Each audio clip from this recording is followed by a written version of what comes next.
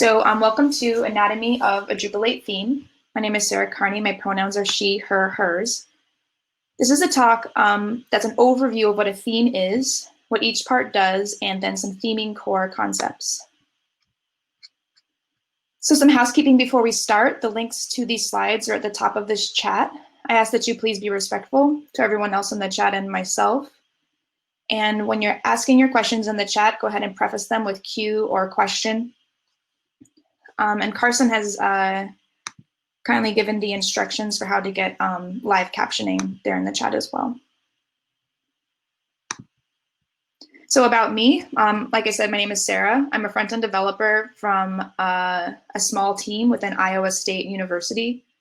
I live in central Iowa, which is located on the ancestral lands of the Iowa Nation and the Bahoji, which is now stewarded by the Meskwaki and Sauk nations. Originally, my background is in art and design, and then I fell in love with coding. CSS is my favorite coding language ever, and then I started in Drupal about 3 years ago. On my team, I write and maintain a Drupal 8 base theme that we make available to the whole university, and then we have a sub-theme of that base theme for our platform. I do like to write about code, and you can find me on Medium, medium.com/@SarahCodes. I would love it if you would all introduce yourselves in the chat if you feel comfortable, maybe what your Drupal role is and why you're interested in themes.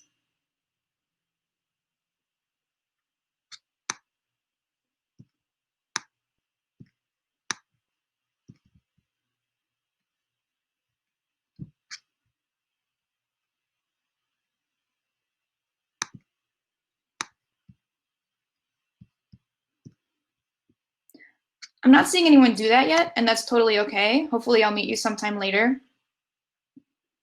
Oh, there we go. Hey, Adam. So as you're thinking about that, who is this presentation for? We all wear many Drupal hats, and so my hope is that a general overview of theming will help someone in any Drupal role, if only to make us better collaborators. So maybe you're making your own theme from scratch. Maybe you make edits to an existing theme. Content creators and site builders, it's helpful to know how the theme is working with your content. Maybe you're a designer and you want to be able to design for a theming system. Maybe you're a backend developer and you just want to have a great relationship with your themer. As a front-end developer, I work with backend developers all the time, and when we can both talk about themes, that's really great. I'm just checking at your introductions right now. Content strategy, support developer, tech leads. This is great. What a diverse group of people. So what you'll need to access my presentation, I'm trying to assume very little things, but it'll be great if you had at least a beginner's understanding of Drupal, just that these Drupal things exist: blocks, views, content types, fields, a general understanding of HTML, CSS, and JavaScript, and I will give you what that general understanding is right now. HTML is web content. That's the code that makes the heading, text, or link exist. CSS makes the rules for how HTML content looks, like color, size, and if things are in a row or a grid. JavaScript does a lot of things, but it can generate HTML and then do interactions in like forms and menus. Also, for this talk, when I say configuration, I'm meaning the choices that we make in the Drupal admin UI. What boxes we check, what content types we build, that kind of thing. I will be showing a lot of code as examples, but hey, Grinnell, cool. But this is not a coding talk. So don't feel like when I show a block of code that you need to be able to absorb that. I'm not going to explain each line of code. All right, so what are we going to do today? We're going to talk about what a theme is, the relationships between base themes and subthemes, what regions are, the file structure of a theme, the template system, twig, and then at the end, we'll touch on theme settings. So a theme is everything you see. So according to our Drupal 8 documentation, it's the collection of files that defines the presentation layer. So put another way, when we enter content into the Drupal UI and then use the UI to configure content types and views and other things, Drupal takes that and stores it in the back end, interpreting it all in this really Drupal-y way. And then the theme layer takes it and displays it all in the browser. We manage our themes in the appearance page, so we are able to see what themes are active, what themes are available, and then we can access the settings for each theme.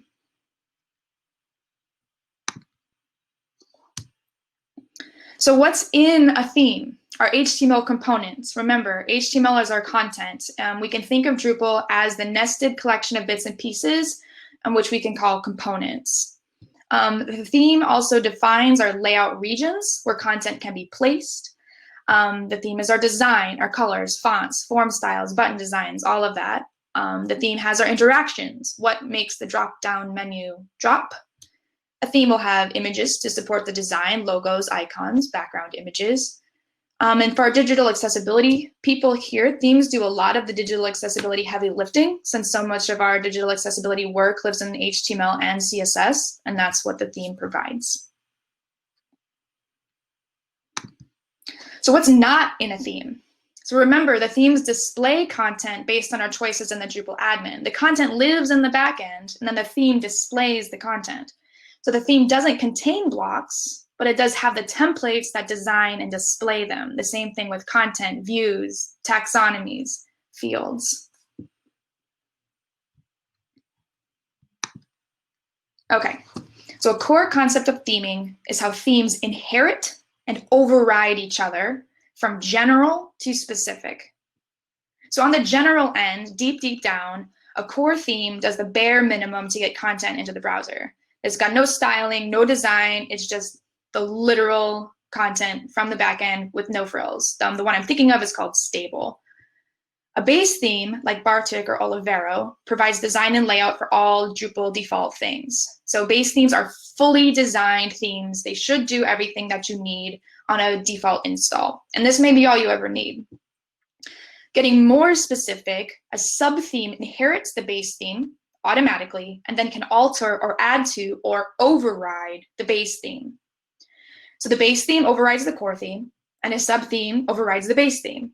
The core theme is general, the sub-theme is more specific.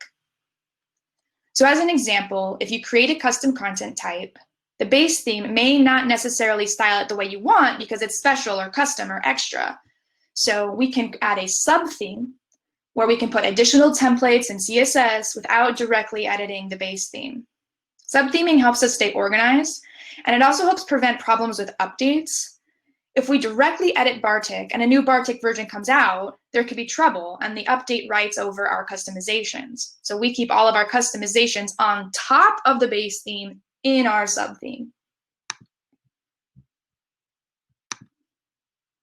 Another core concept of theming are regions. So the theme defines the layout regions of a Drupal website. The regions are just empty containers where blocks can be placed. So my graphic on the right here just shows a wireframe of a website, and I have 4 empty boxes inside it, each one representing an empty region with no content in it, because that's what a region is. Hey, Anne. This is going to be funny on the recording because I'm just shouting at people in chat when I see them. Okay, so themes have total control over what regions exist, where they are, and what they're named. Every theme can have totally different regions. The regions that we define in the theme are then made available in the block layout page. This should be a familiar place to many of our site builders, where we can see the list of available regions in the theme and add our blocks there. We're going to come back to exactly how the regions are defined and what their templates look like a little bit later in the talk. All right, so what is the file structure of a theme? What are those files that make up the presentation layer? Some things are set in stone and are absolutely required. Other things are up to us, like how we want to organize our CSS files and templates in the template folder. We're going to go over each part. So just to get these small but meaningful parts out of the way, a screenshot PNG image is what shows up in the appearance page. You'll want to include that in your theme. And then most themes come with the default logo. Drupal's going to be asking for that. Then I have 3 files, what I call defining files. These are the brains of the operation: the .info file, the .libraries file, and the .theme file. They answer the questions, who am I, what do I look like, and what makes me special? So let's go into each of them in more detail. The .info file answers the question, who am I? So if we look at the code block on the left, we can see some identifying things like my name. Is this info file for a theme or a module? Oh, it's for a theme because it says theme. I can have my description. I can define what core version I'm part of. If I'm a base theme, if I'm a sub theme, I can define my base theme. And then I'm going to list my libraries that I'd like to use. Libraries are groups of CSS and JavaScript files, and we'll talk about those on the next slide. I also define the regions. So I just create a list of the regions that I want to use. This is the same regions in the same order that we would see in the block layout page. Next, we have the .libraries file. Answers the question, what do I look like? So as I said, that a library is a group of CSS and JavaScript files. It organizes these files for us so that Drupal knows when to use them. And just to review, CSS says what a website looks like. JavaScript can add some interactions. I organize my actual files within my theme folder however I want, but then I can create libraries in my libraries file to organize them so Drupal knows where to look. So here in this code block, I have created a library called Global Styling. And then the same one with JavaScript called Global.js, and grouped my files there the way that I want them. There's a lot more that we can do with libraries files, like using different libraries per breakpoint, changing the load order of the libraries, and even bring in external files like icons or fonts. The last of these files is called the .theme file, and it answers the question, what makes me special? It's a PHP file used to change Drupal behavior. So you can do so much in a .theme file, but I wanted to point out the 3 things that I use the .theme file for most often. So number 1 is I make new variables. Drupal keeps track of all these little pieces of information. Most of them are out front and available for us to use in templates, but sometimes we need to dig a little bit deeper to make our own variables. So the last 2 lines of code on the right are the code so I can make a node ID available and a user ID available in my theme field templates. I normally wouldn't be able to do that. Those 2 lines of code give me access to that information in the template. Another thing I can do in the .theme file is hack at the HTML that's sometimes hard to get to. Again, most HTML is available as twin templates when we need it, but every once in a while it works best to use the .theme file and maybe get a CSS class on something teeny. So starting on line 23, I'm trying to add a class to the people profile picture. I'm normally not able to do that, but here in the .theme file, I can. The last thing that I use the .theme file for usually is for new template suggestions. We can go over the template naming later, but an example of how I might use this is we have a people profile content type. We allow our users to set their profile as their home page. So this function at the very top, starting on line 10, allows us to have a template name for if a node of a certain content type is set to front. That lets us have a significantly different design if the profile is the home page. So I know not a coding talk, but I wanted to just sort of show the examples of what these things can do. Okay, back to our file structure. Let's wrap it up. I have 4 more folders in my file structure: a CSS folder, a JavaScript folder, images, and templates. So I can organize images, CSS, and JavaScript in directories however I want, because the .libraries file tells Drupal where to look and how to use them. But my templates must go in a template folder called templates.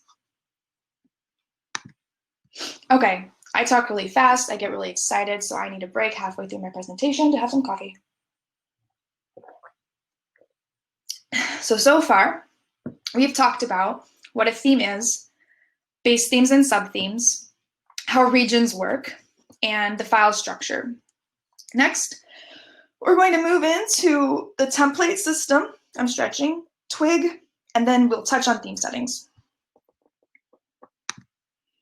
Okay, templates are the heart of the theme. Templates are what make things show up. Templates deliver content from the back end to the front end. Templates interpret our configuration to change how content is displayed. Templates are written in HTML and Twig. An example of a template file is field.html.twig. that provides the HTML for every field in the universe. Templates must live in a folder in the main directory called templates. Within that folder, you have more or less complete freedom to organize your templates. So in my templates folder, I have a folder for fields, blogs, navigation, etc. So let's look at an example of a template file from Bartik. The takeaway here is that any potential content is placed with variables, and the template looks for configuration settings to change the HTML as needed. So let's zoom in to see better how templates do this. I should say that this template in Bartik is the template that determines how a taxonomy term field, like a tags field, is displayed. Let's zoom in. So I have two items underlined in blue, label and item.content. Both are wrapped in curly brackets and are variables that represent content we entered into the Drupal UI, like the label for our taxonomy term field, and then the actual value of the field. So I'm replacing content with twig variables. Still on the same file, our templates also know about our settings that we made. So here in this file, I've underlined label display and label hidden. The label display part is trying to create a CSS class based on if the label display is set to inline. And then the label hidden line says, if the label is not hidden, then show the label.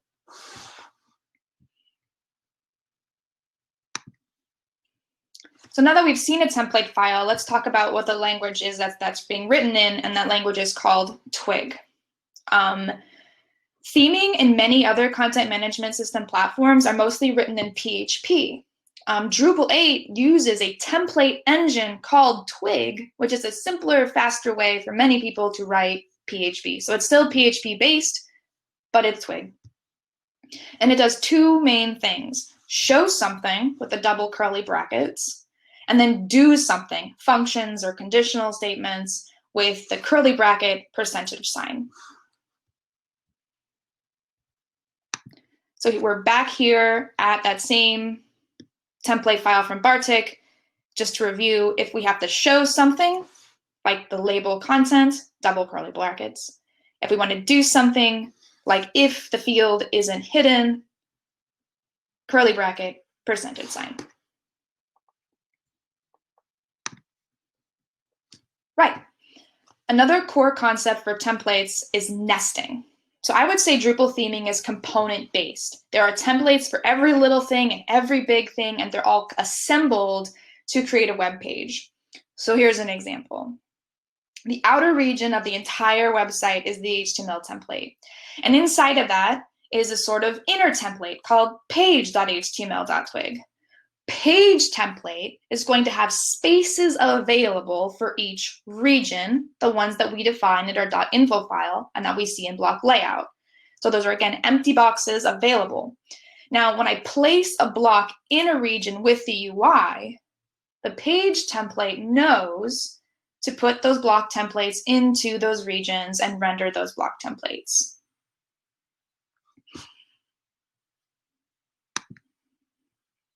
Here's an example of Bartik's page template. And I'm just showing this so you can see how one template can look for larger components in the entire region. So within this code block, I have got HTML that's sort of for my whole page. And then you can see the double curly brackets, page.sidebar first. So that goes and looks for anything that I put in my sidebar first region and puts it here instead of those brackets.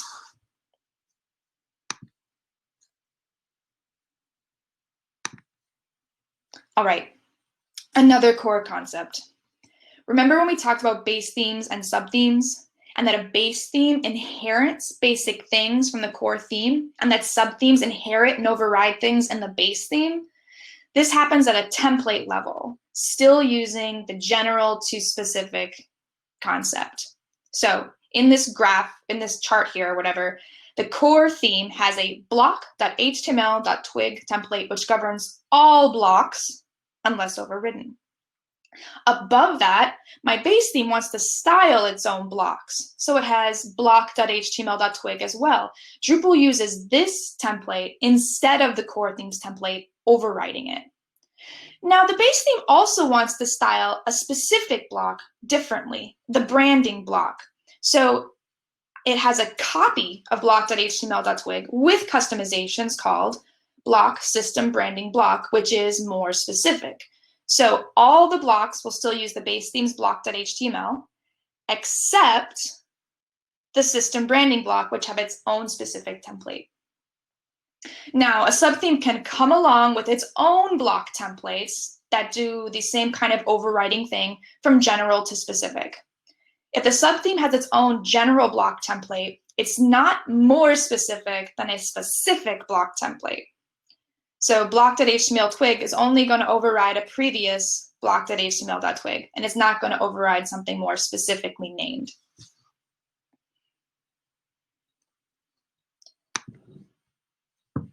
So let's talk more about naming templates.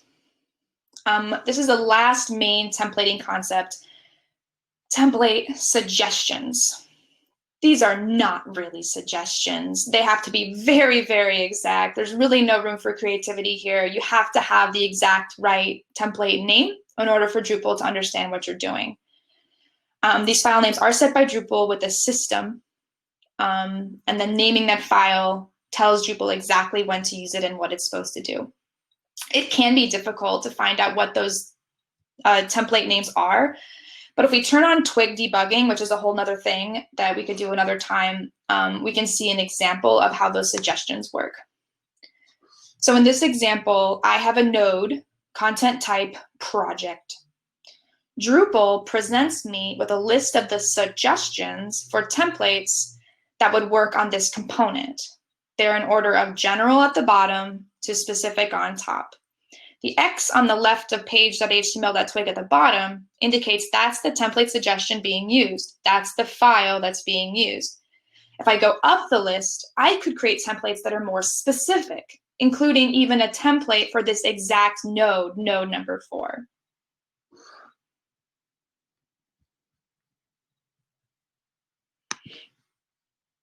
So template recap. Templates must live in the template directory. Templates use variables to show content.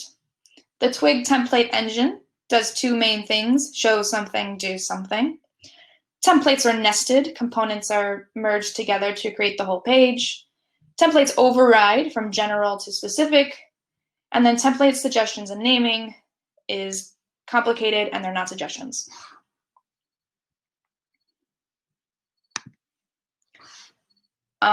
I talked really fast. I think everyone has this experience when they're presenting. The last thing I wanted to cover before we move on to Q&A is theme settings. Oh, look, that's a groups of CSS and JavaScript files. That's just leftover and doesn't belong on this slide. We've talked about how the theme uses Drupal configurations, but a theme can also have its own configurations or settings we can access from the appearance page. Most often these settings are design or layout customizations. This is the one for Bartik. Bartik has its own theme settings that lets you choose a new color scheme. If I subtheme Bartik, it will inherit the base theme settings, and we can add our own theme settings to our subtheme. So the values generated from the settings can then be used as variables in the template. This is just another example how a theme interacts with the user's choices.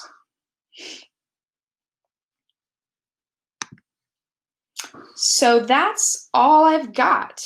I appreciate your time and attention and introducing yourselves, and I'm very happy to answer questions at this time.